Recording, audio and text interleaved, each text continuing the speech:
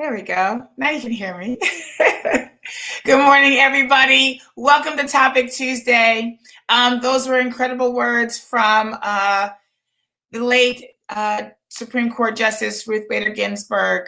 I do have to admit my breath was taken away over the weekend when I first heard of her passing. There's so much work that we have done that have been built on so many shoulders and backs and work, and she literally worked until the end to ensure that we would have some semblance of safety and protection. So grateful to her, grateful for the work that she's done. And it kind of was a perfect segue because we had already planned on doing the session about federal courts today. And so really grateful to have had her words at the top of this hour. And I'm really grateful because I am being joined by one of my incredible law clerks, Chanel Johnson. Good morning, Chanel. Good morning, Nia. Thank you for having me. I'm so excited to have you. I will tell you, my girls have been working so hard this semester, putting together op-eds and these PowerPoints and making sure that I'm organized and stay on task. And so I'm grateful to you guys for all your work. And we're gonna, talk to them about the federal court system today, aren't we, Chanel? Yes, we are. Yes. So we're going to just jump right in. Good morning. My name is Nia Weeks. I'm the founder and executive director of Citizen She. And Citizen She is an organization here in Louisiana. We inform, advocate for, and enact a collective policy agenda for Black women across the state. That's simple. And so we're working for Black women's equity, which in turn works for Black community equity, which in turn works for equity for everybody in the state of Louisiana. Chanel, I want them to know who you are. Hi, everyone. So my name is Chanel Johnson. I'm a 2L currently at Loyola, and I'm clerking at Citizen She. Yes. And Chanel, where are you from? I'm a New Orleans native, so I'm from right here. Right. We always ask what school you went to. Oh, I went to Thomas Jefferson. There you go. Awesome. I'm so excited to have you. I love having local attorneys, our future attorneys come on. So I'm really, really excited that you're part of the team, Chanel. And you bring really great thought and flavor and remind us and keep us grounded as to where we are. So thank you for that. All right, Chanel, we're going to get into this PowerPoint.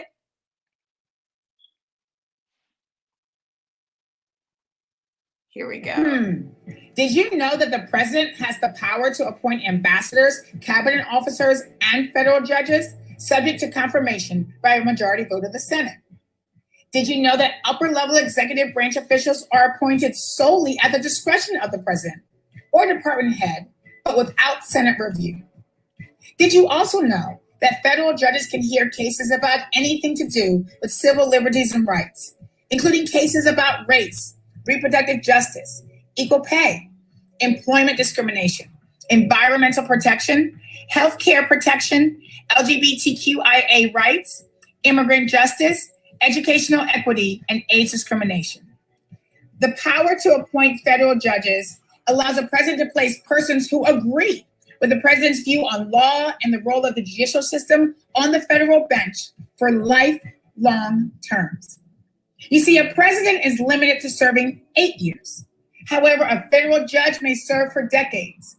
And as a top court in the country, federal court decisions, especially Supreme Court decisions, affect everyone. Yeah, Chanel, we're talking about everybody, right? We think about the federal court, so we think about court system by itself, and it can be overwhelming just to think about all the pieces, right? So it's easy to be like, that doesn't matter. That's not for me. I have never been to federal court. You don't have to go to federal court for federal court to matter to you. Is that right? Right. And it's so, especially with everything we're seeing right now, especially with the reproductive rights and, everything with just the Crown Act just got passed. It might not be particularly important to some people, but it affects our world in the end. It affects everyone because someone in your life is affected by that, even if it doesn't affect you personally. That's real. That's so real. And you're taking common law this semester, right?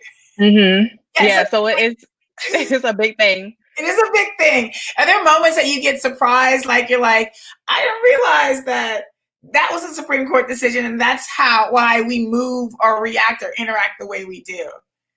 No, honestly, because a lot of things you just, hear so often, and then reading it and like the fine print is like, wow, this is crazy how they have it structured. Like, it's just interesting to see. It is. Oh, and then we're going to go right back to the statement every time. No matter how you identify, no matter how you see yourself, no matter what categories you place yourself in, Supreme Court decisions and federal court decisions are going to have an impact on your life until they affect who, Chanel? Everyone. Everyone. Every single person.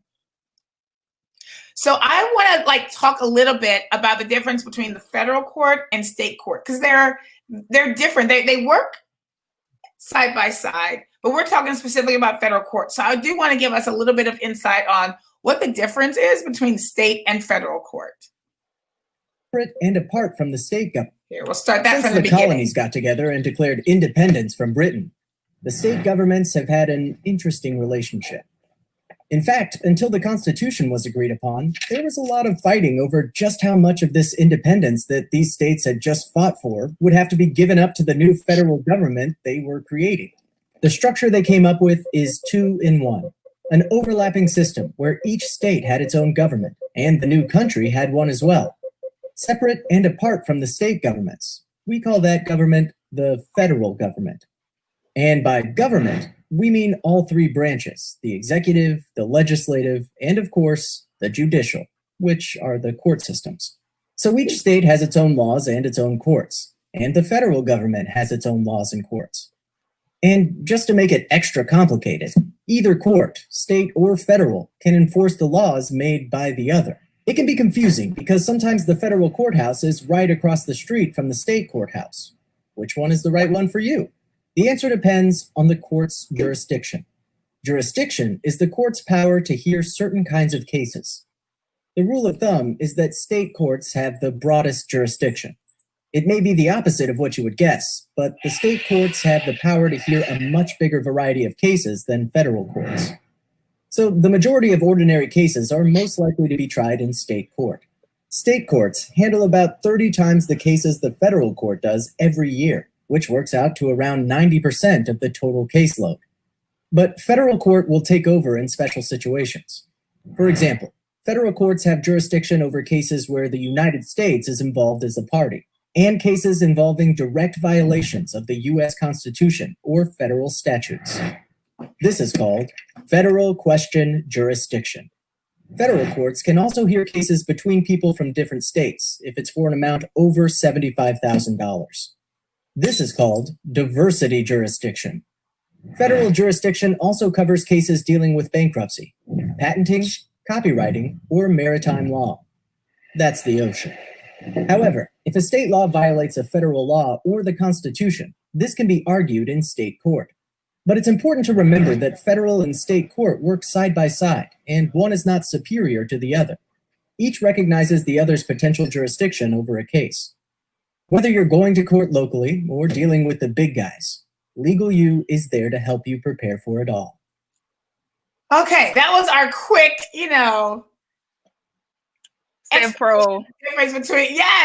between federal and state court. But can you kind of give us a little bit more plain language? And when we're talking about the difference between federal and state court, what is that? When you were learning it, especially learning it now with con law, what does that mean to you? How do you feel about the difference? So like they said in the video, state court can hear a lot more matters, whereas federal court, it seems like a low threshold, being that, somebody can get their case into court through just by two people being from different places. So diversity and being over a certain amount, or it's a federal question. But the federal courts hear cases that are, I would say, more significant. So that's how I try to differentiate between the two. There is a certain requirement for the federal courts that you can meet, which may not be so hard, but they may not particularly hear your case if it's not something that will, be of importance. Exactly. And so federal court actually thinks about the impact across the country, right? Mm-hmm. And so when we think about, our state court, we feel it immediately. But with federal court, it has long-term impact and, over big questions, right? And so what Right. kind of cases can the federal court hear that are, when we say are these big cases, these big issues, what are we talking about, Chanel? So cases involving racial justice, gender justice, voter suppression, tribal sovereignty, immigrant justice, and educational equity. Right, like we've seen these cases. We talk about educational equity. That's Brown v. Board of Education, right? And right here in Louisiana, we've got 4 Black girls that were trying to integrate schools, right? And you think about, these are 4 Black girls sitting around their dinner table, and that case went all the way to the Supreme Court, and the impact on us now, right? Mm-hmm. We talk about the Voting Rights Act. All of that went through the Supreme Court. Issues around racial justice. The Crown Act has a potential, if it's litigated, that's going to go through a federal court system. So all these cases can be heard. What does that make you feel, right, when you're thinking about the kinds of cases that federal court can hear and the impact of federal court cases? Like, what is that? To me, it's just interesting, and it shows like the power of the cases, because like, I know we talked about this, but the Crown Act, like that seemed like, I don't know, hair seemed something like so mundane, but it's just the fact that it went through so many cycles to get to that point where this is going to be like an act that governs our nation. Mm-hmm. Even with like the Shelby County and voter suppression case, that's really important. And that like goes all the way back to the 60s when, like Black people faced a lot of obstacles trying to vote. So it's just interesting, like having all these cases, and like that particular decision, like kind of reverted us back from what we had in the Voting Rights Act, because I mean, yeah, I don't know. It's just interesting to see, how big of an impact the courts have on our society. Yes, and Shelby's a recent case. Mm-hmm. We thought we had voting rights, kind of on lock with the Civil Rights Act. And Shelby is a federal case that went to the Supreme Court. That's like, nah, bro, you ain't got that on lock.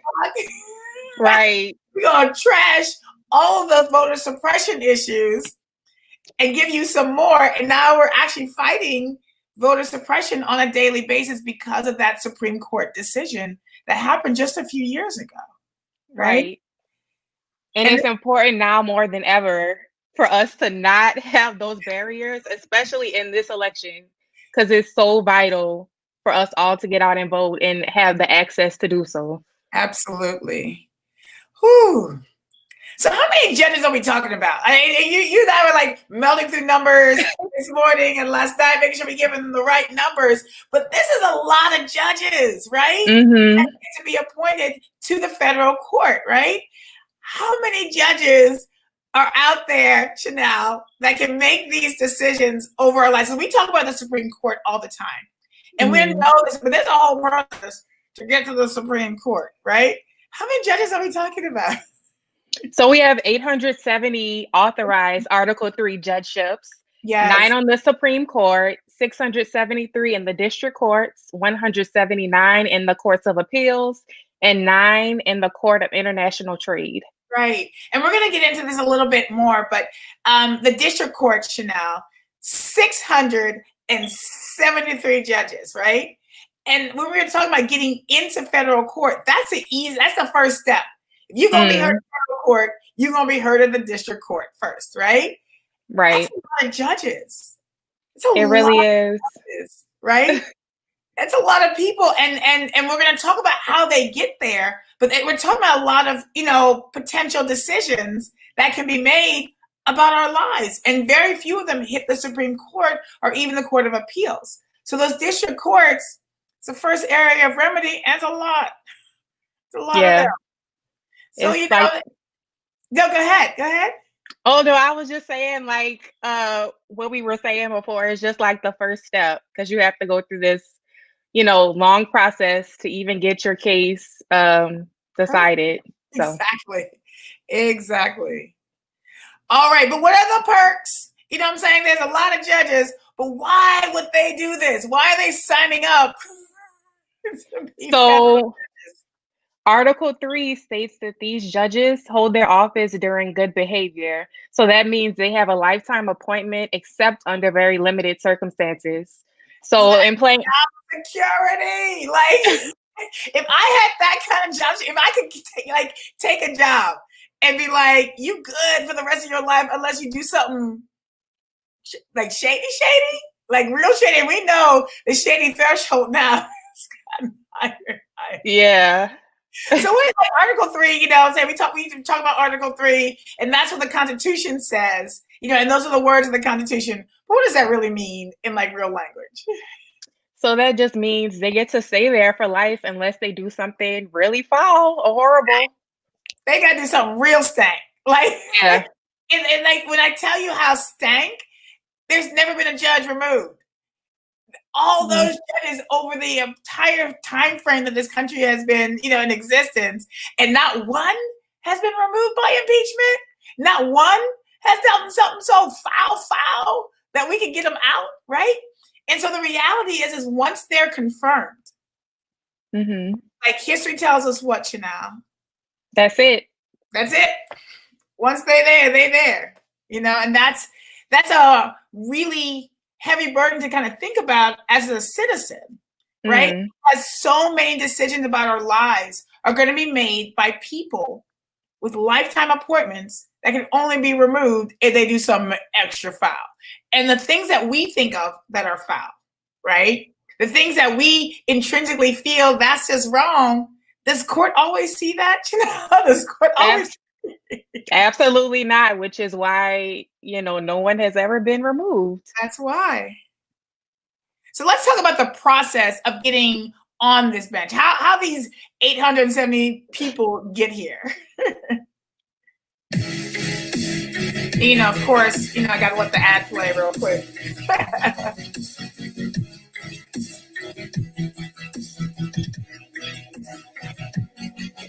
The YouTube world.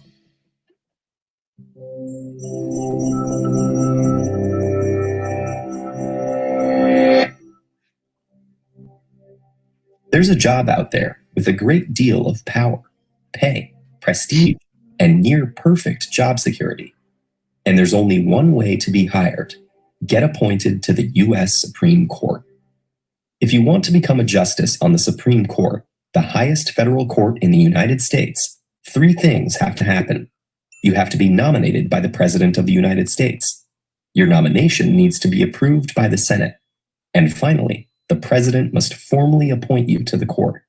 Because the Constitution doesn't specify any qualifications, in other words, that there's no age, education, profession, or even native-born citizenship requirement, a president can nominate any individual to serve.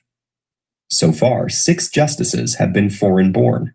At least one never graduated from high school, and another was only 32 years old when he joined the bench.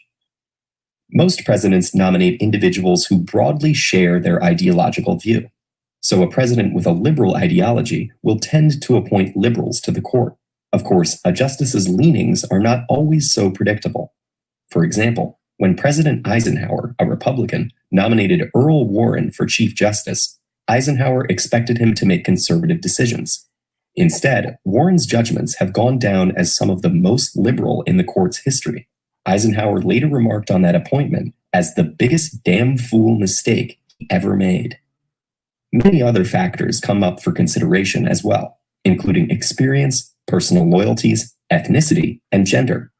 The candidates are then thoroughly vetted, down to their tax records and payments to domestic help.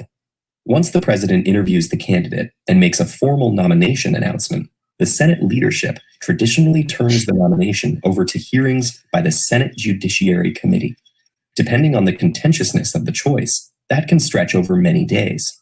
Since the Nixon administration, these hearings have averaged 60 days. The nominee is interviewed about their law record, if applicable, and where they stand on key issues to discern how they might vote. And especially in more recent history, the committee tries to unearth any dark secrets or past indiscretions. The Judiciary Committee votes to send the nomination to the full Senate with a positive or negative recommendation. often reflective of political leanings, or no recommendation at all. Most rejections have happened when the Senate majority has been a different political party than the president. When the Senate does approve, it's by a simple majority vote, with ties broken by the vice president. With the Senate's consent, the president issues a written appointment, allowing the nominee to complete the final steps to take the constitutional and judicial oaths. In doing so, they solemnly swear to administer justice without respect to persons, and do equal right to the poor and the rich, and faithfully and impartially discharge and perform all the duties incumbent upon a U.S. Supreme Court justice. This job is for life, barring resignation, retirement, or removal from the court by impeachment. And of the 112 justices who have held the position, not one has yet been removed from office as a result of an impeachment. One of their roles is to protect the fundamental rights of all Americans, even as different parties take power. With the tremendous impact of this responsibility, it's no wonder that a U.S. Supreme Court justice is expected to be, in the words of Irving R. Kaufman, a paragon of virtue, an intellectual titan, and an administrative wizard. Of course, not every member of the court turns out to be an exemplar of justice.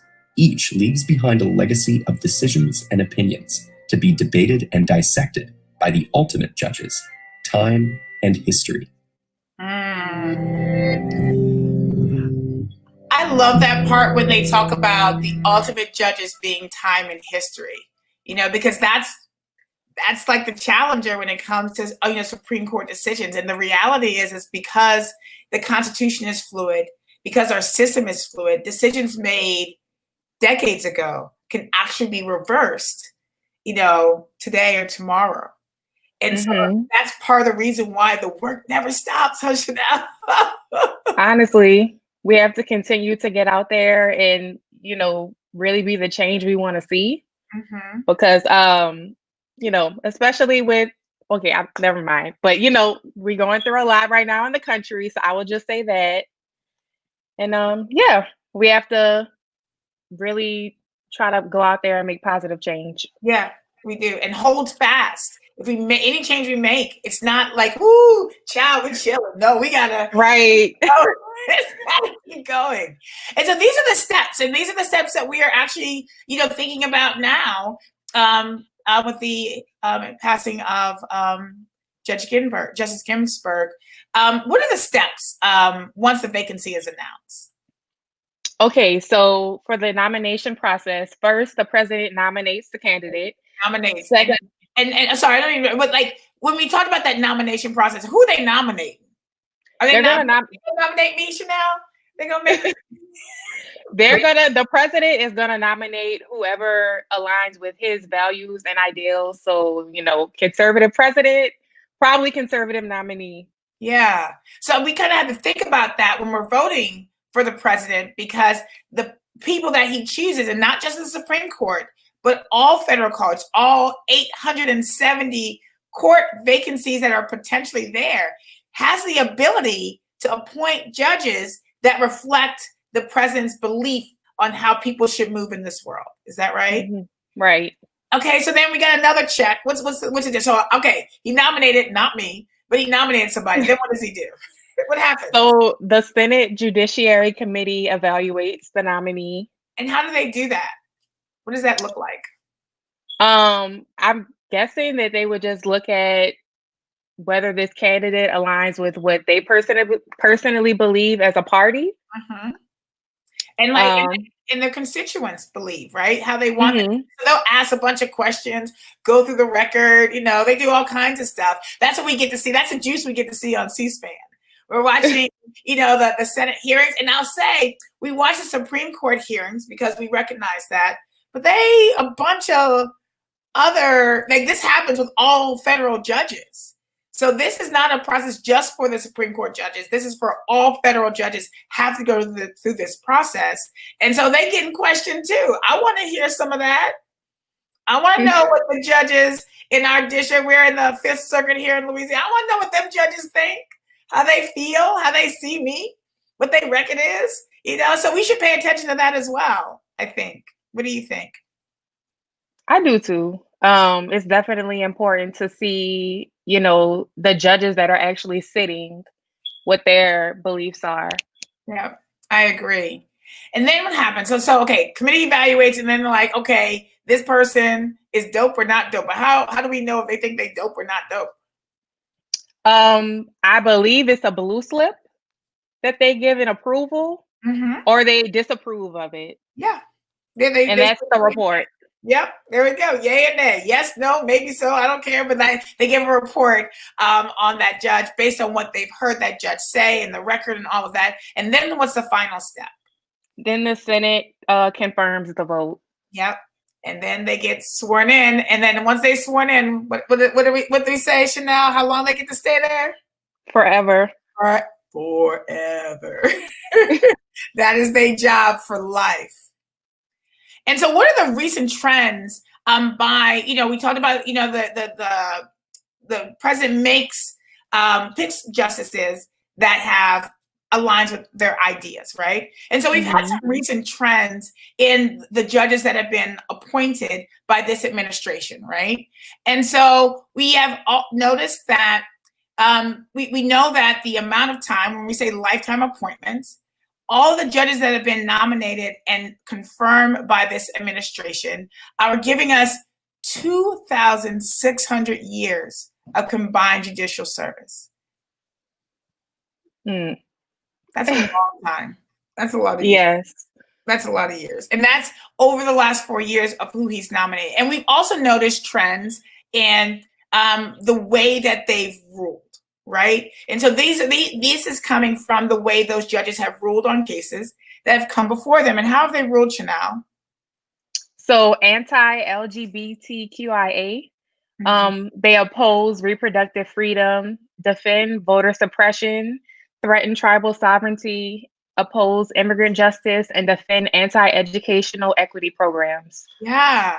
And so for people who care about those things, not looking like that, not, about communities being harmed by these decisions, right? We're talking about a lot of people being nominated and confirmed for a long time, right? Because look, the average age of circuit judges appointed by President Trump is less than 50 years old, 10 years younger than the average age of Obama's circuit nominees. So we're talking about young people, mostly white judges is what he's appointed, for a long period of time that hold these beliefs, right? And that's just fact.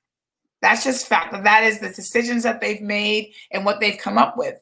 And so because of that, what has happened, Chanel? So working with the Senate, President Trump has now 58 judicial nominees confirmed to the federal bench, which is an historic transformation of the judiciary. I'm going to interrupt. That number is over 200 now. Oh, okay. Wow. So he has had over 200 judges appointed to the federal court. Next one.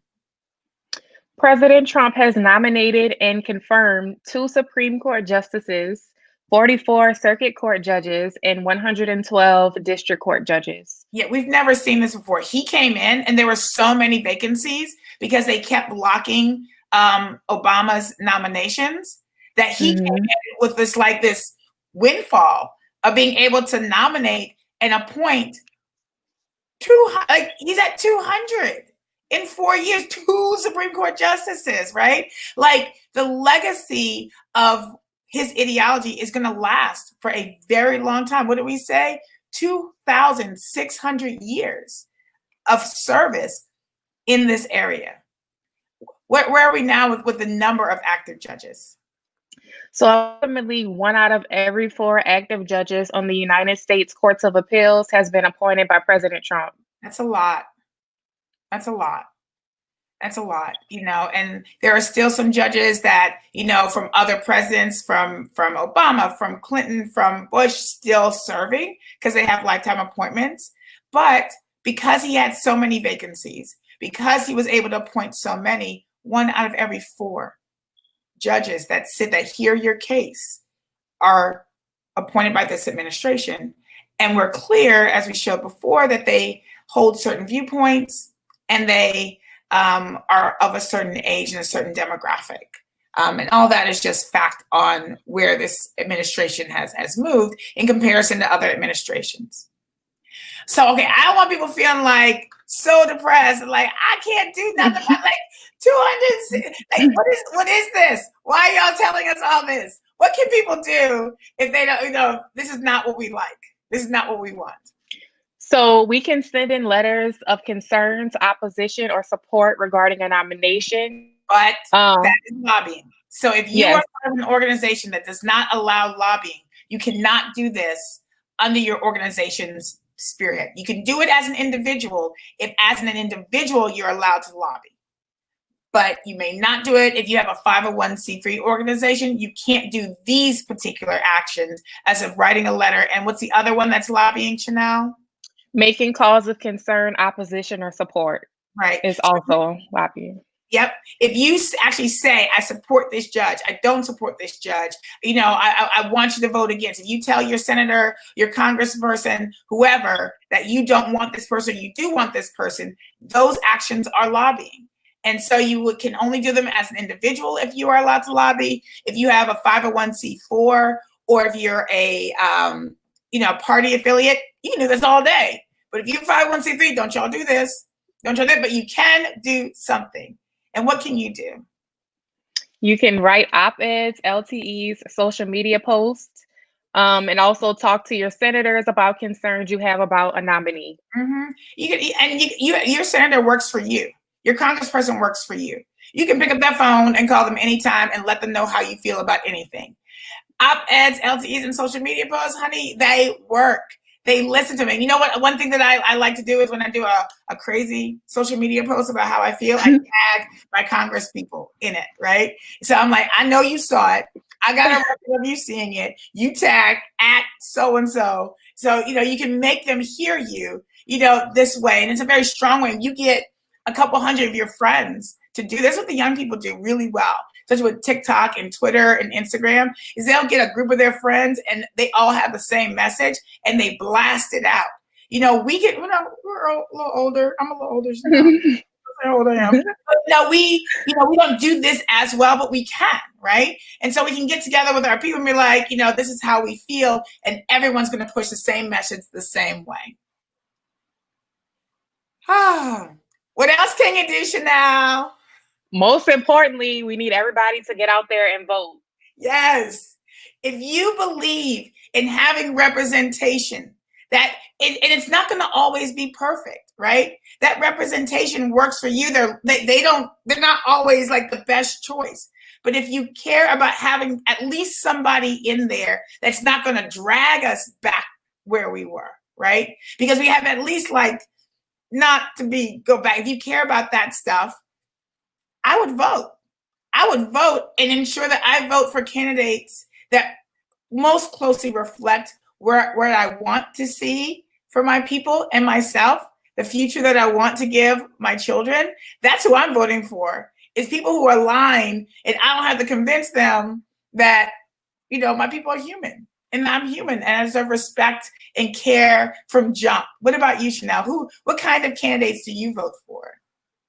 I'm definitely gonna vote for someone that's gonna progress us as a society, not bring us back. Someone that aligns with my ideals and, just having a more inclusive society. I definitely don't want us to revert back to any of the past difficulties that we went through. So yeah, it's definitely important for me to get out there. Even I think a lot of people, they think because like the presidential election, for example, seems so far removed, but you can vote in your local elections. Like that makes a difference. Yep. That's so real, Chanel. I appreciate that. Because, if we are voting in mass, and say that we want people who reflect us, see us, and that we're represented in that way, that's a step towards being a more healed community, healed society. It's not the only answer. There's so many people out there doing actual tangible work in so many other ways. This is one step, though. This is one thing that we can do collectively as a community and say, these are the kind of people we want representing us. Not telling anyone who that is or what, you know that. You know best what reflects for you. But you got to say it. You got to say it. You got to say it loudly. And the only way to say it in this process is to what, Chanel? Vote. Oh, Chanel, I am so grateful for you coming on this live with me. We are still on our road to 300,000. So if you haven't signed up yet, go to SheSquadsUp.motivate.